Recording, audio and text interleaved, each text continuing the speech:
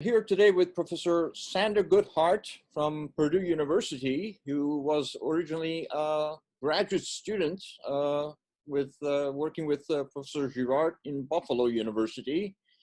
And Professor Goodhart has agreed to speak to us about his memories of René Girard and how he got to know Professor Girard and how he started working with him and what kind of influence Professor Girard had on Professor Sandor Goodhart. So I'd like to start by asking you, when did you first hear about Professor Girard? Thanks, Babak. I actually first heard about him in 1968, the fall of '68. I was a graduate student in the English department at SUNY Buffalo. And another student said there's a great professor come up from Hopkins, part of the whole group of people who have come to Hopkins. I arrived in '68, and a whole bunch of people had come, I believe, in '67 or maybe the end of '67 as a kind of an aftermath of the 1966 conference at Johns Hopkins University. It was a big one that René and others had organized. And Buffalo ended up hiring a whole slew of these folks to come to Buffalo, and he was hired by the English department, so someone said, you should really attend this course. So I first met him, but the course that I saw him, I met him at, was a course that took place in the spring of '69. For some reason I have in my mind February, but it could have been January. In any case, it was the first day of the semester of the 1969. I always remember the very first words that he said, which were that human beings fight not because they're different, but because they're the same, and because in their sameness they've made themselves enemy twins. And that idea just completely blew me away. I mean, I remember thinking, this is, he's just in that one sentence, he changed everything. I'd grown up in a kind of liberal democratic environment in which, the idea primarily was that violence is not good except in terms of warfare, but we try to avoid war, and when human beings fight, it's because they're fighting over differences. And he's arguing exactly the opposite. They're not fighting over differences, they're fighting over sameness, to try to create difference, because there is no difference, because difference has vanished. And that idea I had the feeling it could change the way I was thinking. And I remember that night, first night of the course, calling my wife. I was married at the time, and I said, this man is going to change the way I think about things. And he said, he linked it to sacrifice. He said that this question of violence was at the heart of culture. It wasn't just a literary reading, which he linked it to a Greek tragedy, into Oedipus Tyrannus, or sometimes called in English called Oedipus Rex. But it's not just a part of literature or Greek tragedy. He said it was part of all of culture, and it had to do with sacrificial ritual. And ritual was organized to try to prevent this crisis, this sacrificial crisis of difference, of the breakdown of difference, and the way in which ritual and ritual culture and religion in a primitive community, or what we call today archaic community, does that is through the mechanism of scapegoating.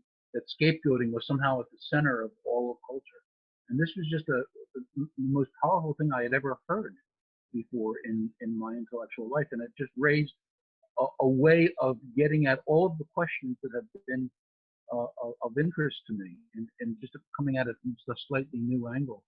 I was trained as a literary critic in Temple University, and I had come to graduate school because I had heard that this was going to be the Berkeley of the East. A number of prominent people had just recently been hired, and it was an exciting place to be. And I thought, okay, why not try something a little bit different? Temple was good, but it was fairly conservative in its approach to things, and new critical close reading of literary text was in, and I learned that very well, and I did very well, so I applied to Buffalo.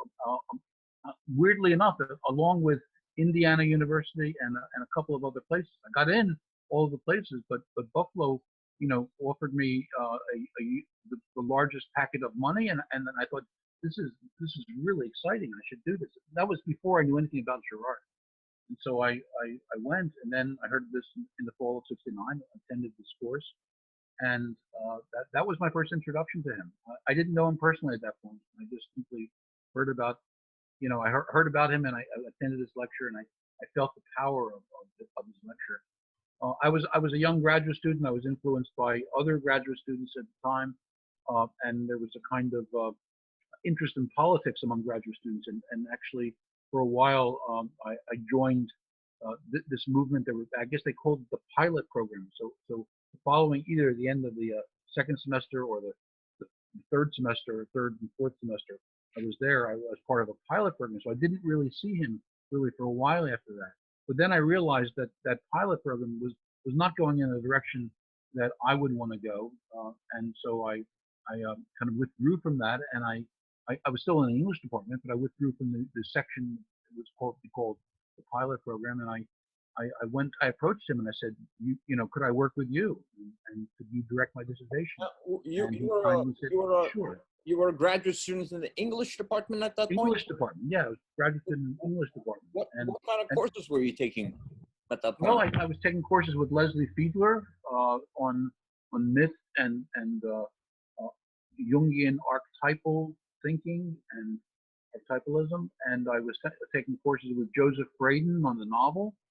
I don't think I took courses in poetry, although I remember writing in my application that I was interested in close reading of poetry, and especially Chinese poetry. I don't think I ever read Chinese poetry while I was at the first couple of years of graduate school. Yeah. I mean, I was taking the standard stuff. I mean, I took courses, I think, in Greek tragedy and Shakespeare.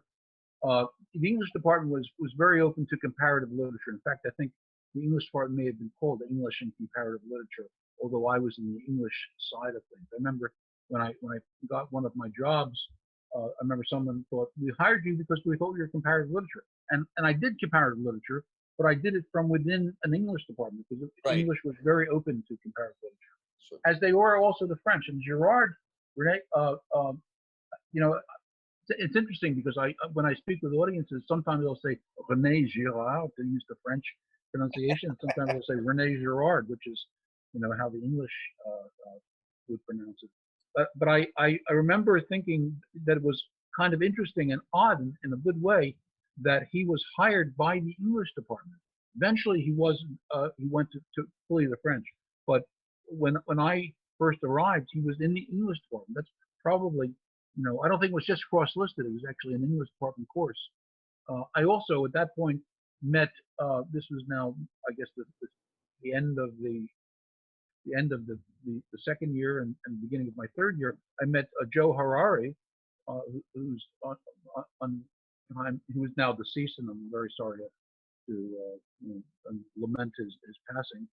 Joe Harari and I became friends, and he said, "Why don't we set up a course that René Girard would offer to us?" So I believe in my third year as a graduate student, I started attending, in effect, a seminar with Girard. A number of other people. Cesaria Bandera was there, and I was there, and Joe Harari was there, and eventually, I think Gerard Boucher joined us, and he was there. He also passed away recently, unfortunately.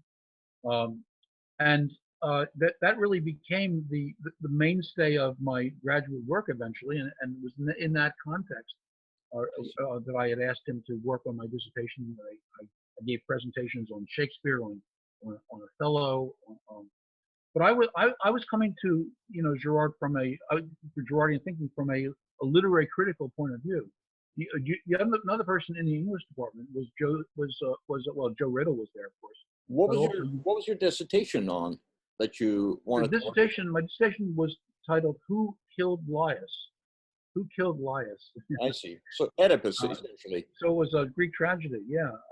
And it was that was the main title. The subtitle was Sophocles' Mythic Arithmetic. I mean, I eventually argued that the play was about scapegoating, and it was about Oedipus's appropriation of a oracular, idolatrous perspective on things that identified with the Greek prophetic way of thinking, as opposed to what later became Platonic representational thinking. And it seemed to me that Girard's insights on the play were magnificent and really undermined the entire history of the tragedy of destiny approach to Sophocles' play and to Greek tragedy in general as we read it through Aristotle.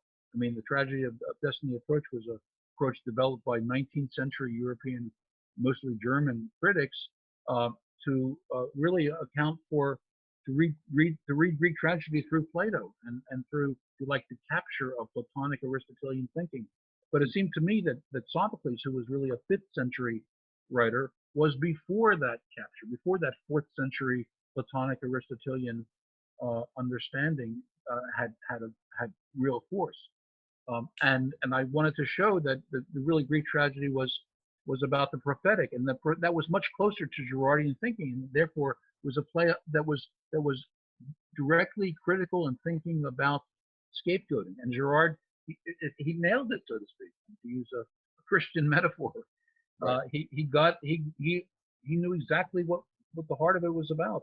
But he was not trained in close reading. He was a kind of theorist, and so I saw an opening for myself as a close reader of literary text to do an analysis of the play, and as I had already been doing with Shakespeare. So my dissertation on Oedipus was not my first choice. My first choice had been Othello, actually, and I had actually written a number of pages on Othello, and so I asked him to direct my dissertation. I was really asking him to direct the dissertation on Othello. But as I tried to work on it, it slowed down, and eventually I thought, this is not working. And so eventually I changed my mind and worked on and decided to write a dissertation on Oedipus. I remember I had actually left Buffalo when I changed my mind. So when I was in Buffalo, my dissertation was still on Shakespeare and in particular on Othello. And I remember he asked me to give in the seminar that we ran in my 3rd year of graduate study, he asked me to give a presentation on Othello. And I tend to be long-winded about things, and so I spoke for most of the period, but it still wasn't finished. And so he said, okay, well, we'll go on with the writing next with Sandor's presentation next week. And so the following week I came in, and I didn't know it, but apparently in Europe, in the intervening week, there had been a performance of Othello somewhere in European theater, and someone from the audience had jumped up on stage and killed one of the actors. And he said, "I'm doing this because I can't stand to see Iago tricking Othello in this way." And so I think he jumps up on stage and he murders Iago. And so I was talking about violence in the play. And so I remember Cesario said, you're talking about violence, and suddenly we have an example of it in theater, the breakout of violence in the theater itself, in the very theatrical contract, that it gets broken by someone intervening in the play. Imitation must really be important, and the mimetic must really be important. What's going on there? So Girard was excited about it, and he was very, very kind, and always referred to his interest in Shakespeare as deriving from me. I don't know if that's I remember he always attributed that you were the one who brought Shakespeare to his attention. So he always attributed Shakespeare to you. And he was very kind. He was very kind. The English part, a lot of people in English were doing Shakespeare, and so I was one of many, but not a lot of people were doing Girard. So he got it through me. He sparked an interest, and he realized what he said was, if I had read Shakespeare before, I would have included it in Mensonge romantique and Vérité romanesque. Right. But But he ended up writing a whole book on it later. He ended up writing a whole book, The Theater of Envy, which I have subsequently tried to get into the curriculum for the training of graduate students. But some of my colleagues at Purdue were like some of my colleagues in Buffalo, and were not particularly receptive to Girard's work. So it still continues to be a battle, although he's much more respected and certainly much better known now than ever before. He's become polemical, at least now. Do you remember, can you tell me a little bit your first interaction with him when you went and asked him to be your advisor? How did you approach him? Were you Well, this was interesting because it was, I believe I had been in the seminar, and I don't know if it was before or after I gave the presentation on Oedipus, but he had been asked, maybe because he expressed an interest in working on Midsummer Night's Dream, to give a presentation on Midsummer Night's Dream, which was the first Shakespeare play he had ever worked on. And there was a guy at Buffalo, C.L. Barber, who was a colleague of René, who wrote a very famous book called Shakespeare's Festive Comedy, a lot of which centers upon Midsummer Night's Dream. And so they said, would be interesting to have C.L. Barber work on Proust, because Girard had written the book on Proust, and then have actually a collection of essays, but he'd also, Proust was one of the 5 major figures ran in Deceit, Desire, and the Novel, which was the translation of Mensonge and People. Correct. So they thought it would be fun to have Girard talk about Shakespeare, and to have C.L. Barber talk about Proust. So I don't remember whether Girard or Barber went first, but I remember Girard gave his presentation. You know, it's the one that's standard that everyone knows about. Breakdown of hark what, you know, but what happens when degree fails, hark what discord follows, or something like that. There's a line in Shakespeare in the middle of I think it's in Troilus and Cressida, where he talks about the collapse of difference in George. This is the crisis of difference. Anyway, he used it as a foundation for talking about Midsummer Night's Dream. And afterwards, I remember C.L. Barber stood up and he said, "René, I've been teaching this play for 50 years, and you just explained it to me."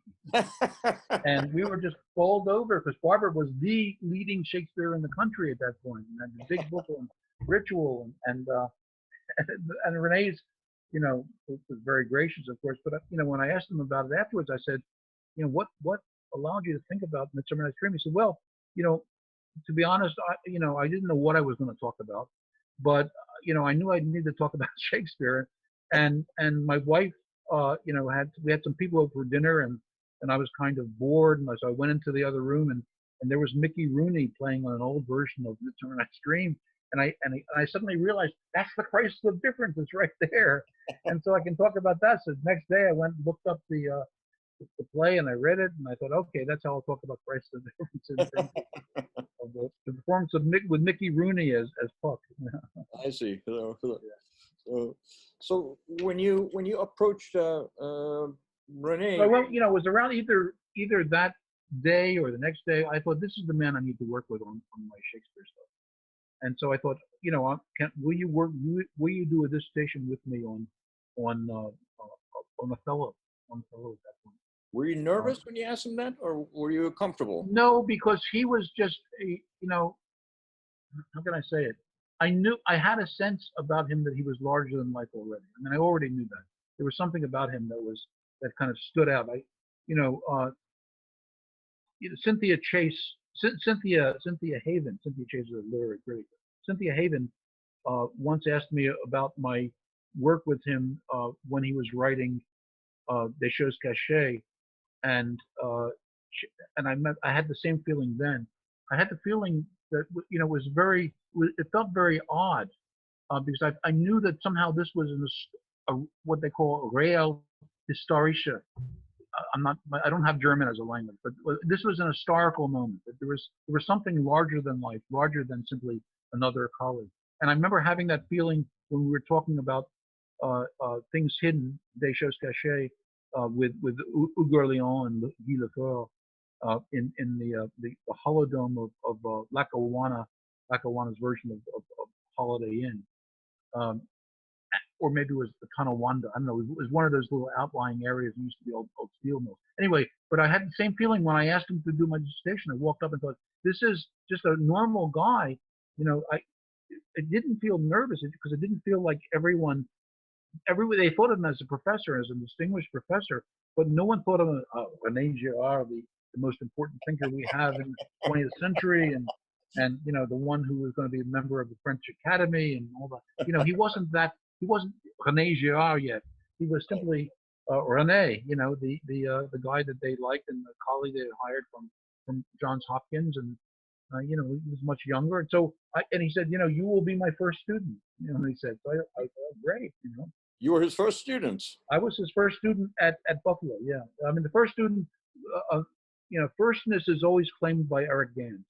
Right. Eric Gans at Hopkins said, I'm the first student, and probably he was. And then Andrew McKenna says, well, you know, I'm the second student. Okay, at Hopkins. But he said to me, you know, you're going to be my first student at Buffalo. So I was. I guess Joe Harari, I think, was writing his dissertation with, as I recall, with Eugenio Donato at that point. So I guess I was technically the first student, even though you know, Harari was probably closer to him than I was then. What did you call him at that point? Would you call him Professor Girard? Professor Girard. Professor Girard. René was really when I graduated. It was hard for me to transition from Professor Girard. Even when we would talk on the phone a lot. I would call him, and he seemed to love to talk to me, and you know, and it was always receptive. I would call, and Martha would answer, and so you know, would I talk with René, and I would. We would have these long conversations about just all kinds of things, about politics. This was after I had got my PhD and left Buffalo, and so I would call him at Buffalo. He was still at Buffalo. And then eventually he went to Hopkins, and I would call him at Hopkins. So we had become friends. So during that period of time, I eventually got to call him René. But during when I was graduate student, it was Professor Girard. Professor Girard. Right. Yeah. So good. You were also president of the cover for a while, Colloquium on Violence and Religion. Yeah. I mean, that eventually happened, I believe, starting in 2003. 3, 4, 5, and 6, I was president of cover. I think I was elected at the end of the meeting in Innsbruck. There was a meeting in Innsbruck. I believe it was 2003. I always get Ghost Ranch and Innsbruck, what years they were confused, but whenever we were in Innsbruck, I was elected then for 4 years. It was two successive terms of 2 years each.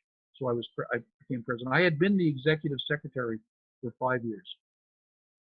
So I was kind of in the middle of my second term as executive secretary, and then I was elected president. And so I moved from executive secretary to the president. What was Professor Girard's role with cover? Was he a participant? Honorary. He would come up to meetings sometimes, not always. I mean, initially he was there. You know, the first president was Raymond Schwager. He wrote the Choses Cachées. You know, I think I told you he stopped writing the last chapter. He was going to originally write his book on Christianity. It was going to be compressed into one chapter 10 or something like that of the La Violence et le Secret. And the publisher said, no, don't do that. You'll write another book on it. And for a while, he thought, I don't know how to start this. I mean, I've written La Violence et le Secret, and I think it came out in 1972, if I'm not mistaken. And then I remember, and I've always had this argument with the people at Innsbruck. He started reading Raymond Schwager, and he said, you know what? He came back one day and he said to me, I don't have to write my book on Christianity. He has said the whole thing. He has the whole thing down. And I mean, they swear that never happened.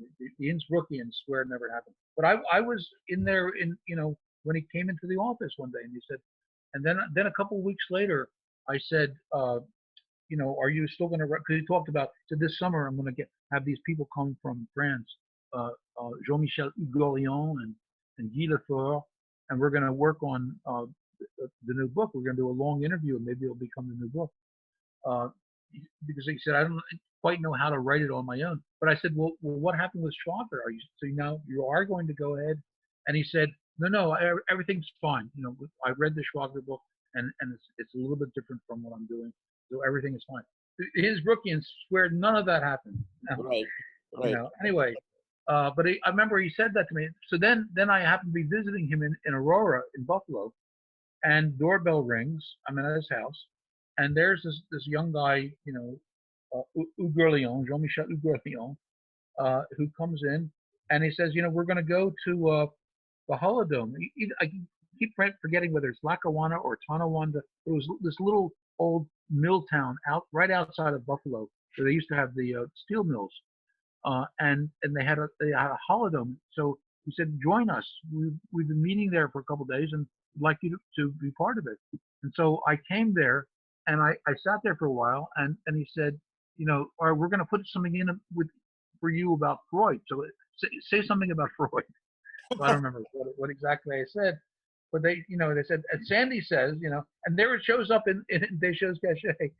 So I felt like, I was very much a part of the discussion. I was, it was all, it wasn't hokey exactly, but it was set up so that, we're going to have, this was written together as a kind of communal project Sure. with them.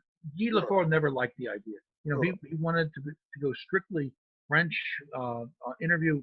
But Hugues Grelion said, "Hey, we'll have you do this. We'll have you do this." René said, "Yeah, you do this." And so they taped it. They would go back to France and bring back the tapes and go over the text. And they organized it in 3 different sections like that. So the first part was going to be about violence and imitative desire. And the second part was going to be, I guess the first part was going to be about mimesis. The second part was going to be about violence. And the third part, the second part was the mainstay of it was going to be about Christianity. And then it's going to talk about psychology, and then Lacanian Interdividual psychology. Psychology, yeah. But the first part was on mimesis and scapegoating. And in any case, that I always felt that it was a different way of writing a book, because it was not really an interview, but it was more like a collaboration, but it was really René's thinking. I mean, it was all about René's ideas. Sure. And they were kind of assisting and presenting René's ideas. Absolutely. Yeah. A lot of his books have been written that way, as interviews. A lot of his books have been written that way. That's right. Yeah.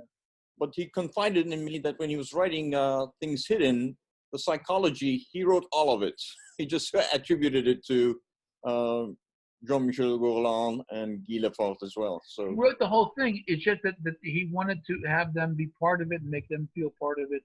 And exactly. That was part of his generosity, that he would say, "Hey, you're doing this, and you're getting it. What you're doing, what I was doing, or what others were doing, was really his thinking. They were his ideas." That was something I really admired and loved about him. He really welcomed everyone and tried to accept everyone's ideas wherever they were in their own thoughts and whatever they were interested in. He really welcomed and accepted everyone and made part of them. So I completely agree. Yeah. I mean, the fact that I was a theater director and he welcomed my thesis, dissertation topic, and he worked with me was phenomenal. Phenomenal. Yeah, it was great. So yeah, he took you where you were, and he said, and he helped you to think it out. I mean, that's why he was a magnificent teacher. He was a teacher, He was in Judaism, we say that the way you learn is with a teacher, and he was my teacher.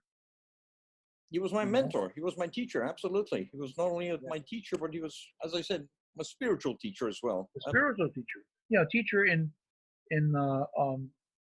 there's a phrase that the rabbis use. They say Rabbeinu, Moshe. They say, for example, Moses Rabbeinu, which means Moses, my teacher. The word rabbi just means teacher. But I mean, my teacher is a much larger sense, teacher in every aspect of life. Yes.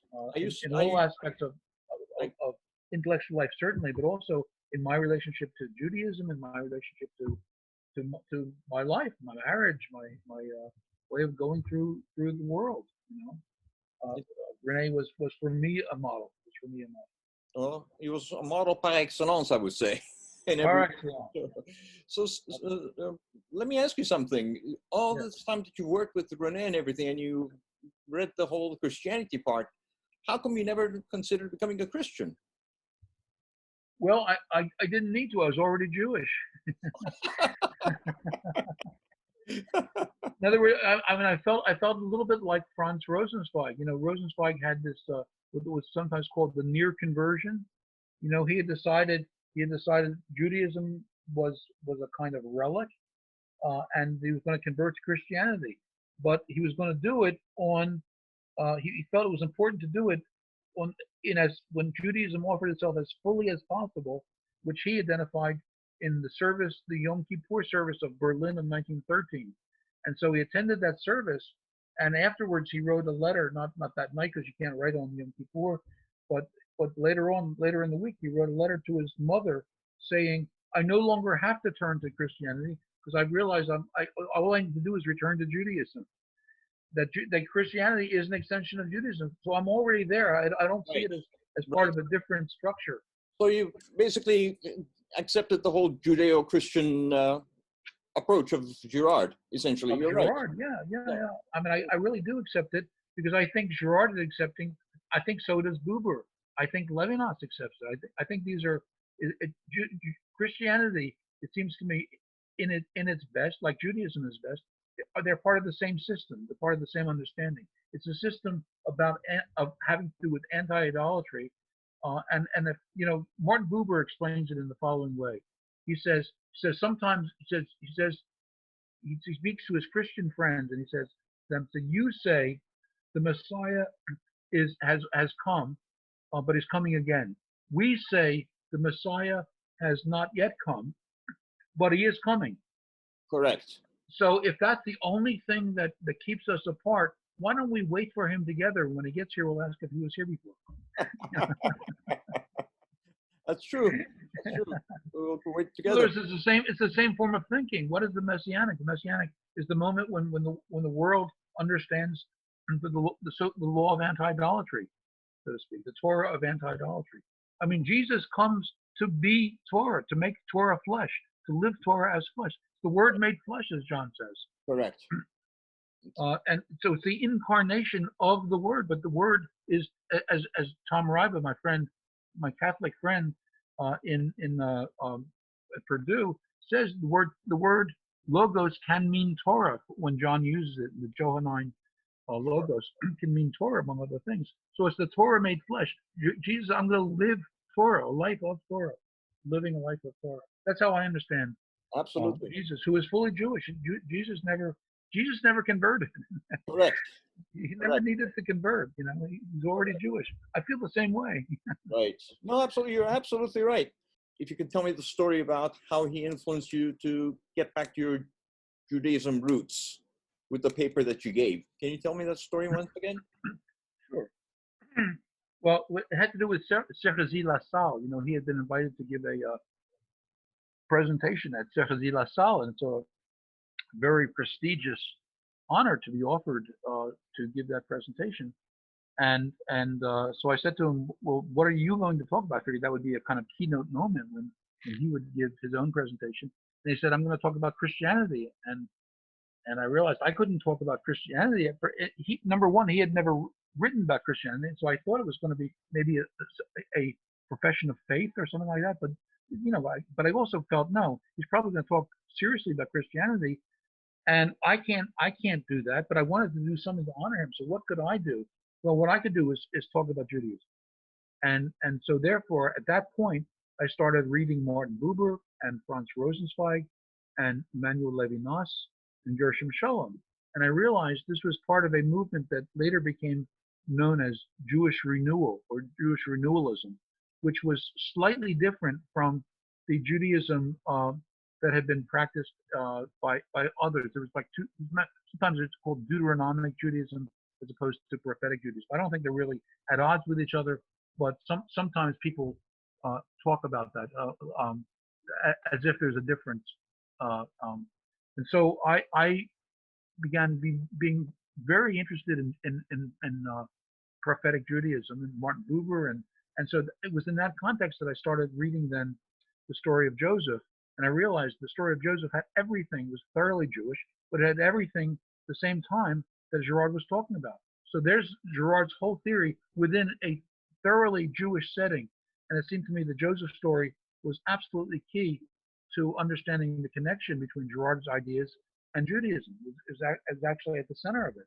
I mean, you begin with the story in mimesis and negative mimesis, positive mimesis, but negative mimesis, and then violence, and then scapegoating, and then ending in Christian forgiveness. I mean, what really at that point is Jewish forgiveness. We said, Ani Yosef, I am Joseph, who you would sacrifice, your brother, the one you threw out, and you put into the pit, and sold for some silver to passing Midianites or Ishmaelites, and I ended up in Egypt, but God sent me here.